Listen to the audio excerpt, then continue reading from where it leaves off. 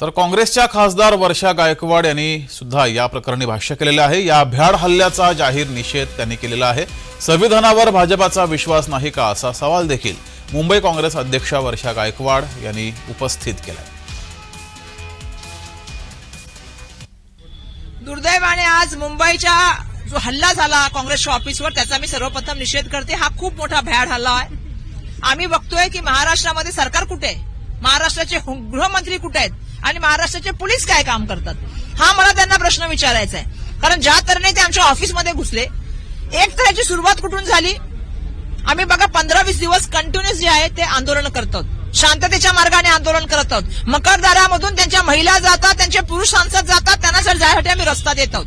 देशाची माफी मागायचं सोडून गृहमंत्री हे विविध मार्ग वापरतायत। अडाणीवर मागच्या काळात बोलले नाही, आता बाबासाहेबांच्या संविधानाबद्दल यांची काय भूमिका आहे देशाच्या जनतेला, महाराष्ट्र जनतेला मी सांगायची गरज नाही। देशाची जनता पण हुशार आहे, महाराष्ट्र जनतेने तर बाबासाहेबांना बघितलेलं आहे।